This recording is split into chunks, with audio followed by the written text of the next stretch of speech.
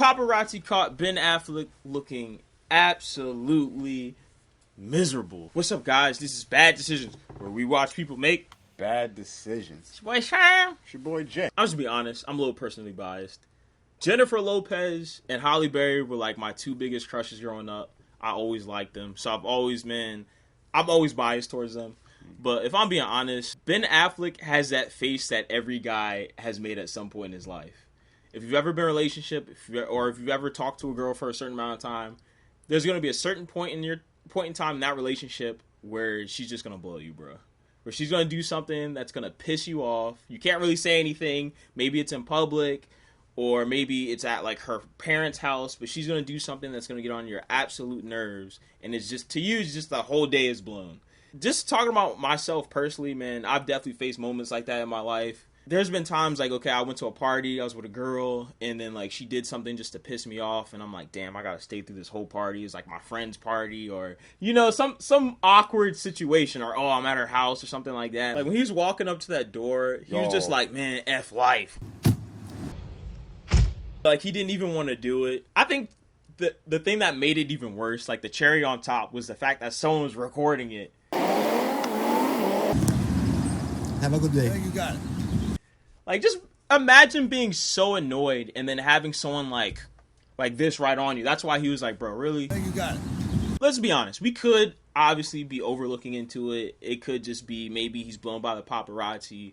But, I mean, let's be real. He just looks miserable. Yeah, it's not just this, though. I've read, I think an article or something. I think I know what you're talking about how, like, they live... Like, she was like, okay, they might not live in a separate house if he doesn't, like, clean up bathrooms. Like, some, like, weird that's story. That's part of it, but just in general, him saying some subliminal things that make you think, oh, okay, he's not the happiest in this relationship. Yeah, I mean, sometimes, to me, it's like, I look at these situations, I'm like, bro, it's okay to be alone. It is really okay to be alone sometimes. Like, I think sometimes people are so desperate to have somebody that they accept someone that might not be the best for them. And, I mean, I don't know. I just think, honestly, you just have to be happy with yourself. And you have to have enough going on in your life to the point where you're okay with being by yourself. I agree with both parts. But I also think that as human beings, we're not meant to be tigers. We're not meant to be alone. We're lions. We're not meant to roam alone. We're like wolves. We roam in packs. We're meant to be together. And we got to learn to do that. I'm not saying that you got to be alone forever. Right. I'm just saying that if it's between being alone and being with someone who makes you absolutely miserable, I'm okay with being alone. 100%. Like, I'm cool with it. 100%. Like, right now, I'm single. I'm cool. Like, I'm not, I don't have any, like, I don't wake up and I'm like, oh my gosh, like, where is she at? I'm missing something. I'm like, bro, no, I'm in my 20s. I'm having fun. Just living life. Yeah, you're in your 20s. I understand that he's older, right? He's in his, 40s, 50s? Gotta be late 40s. Yeah. So, I mean, I understand at that point in your life, you probably want more stability. You probably want someone to be locked down with. Right. I understand that. But at the same time, bro, if I'm 50 years old, I don't want to be, like, walking down the street like, damn, this sucks. Slamming doors. And, I mean, he's not slamming it, but just being blown. Like, at the end point, well, okay, most dudes live them to like 70, maybe 75 or 80. 77, I think. Somewhere there. Yeah. He's not at the end of his life, God willing, knock on wood. But at 50 years old, I want to be comfortable. Mm-hmm. I want to be chilling. I want to be laid back, maybe on the beach somewhere, drinking something good, and just chilling, have a little personal chef. I don't want to be out here stressing like I'm 20 years old, like I'm 21, or I just came from the prom and, my girlfriend made me mad. Like for Ben Affleck, okay, we're seeing one instance. He's upset. When you're in a relationship with somebody, you're gonna be upset from time to time. Yeah, that's nature. So let's hope that overall it's good and that they caught him on a bad moment. Yeah. So, you never know what's really going on behind closed doors. Or she could be a freaking tyrant and and he needs to leave. Like free Ben, because if that's every day, then yeah, you're right. Just don't put up with that. I'll be honest, bro. If I've already gotten married once, I'm not getting married again. Me either. I'm like, bro. I'm a one and done kind of guy too. Me too. I'm like, bro, yeah. I'm good, bro. It didn't work the first time. All right, cool. I ain't rolling the dice on again. I'm good. Yeah, I'm good. Like, and then it's granted they're not married. I think they're just together. They're actually married. They got married? They got married. He took the L again. They got married? Yeah. Which I don't know why. Because they both been married before. I'm like, why would you want to do that? Why? Marriage is a joke now to some people. Like the whole listen. If you're in their shoes, you're almost. A few moments later. Like you don't. You're shaming the institution of marriage.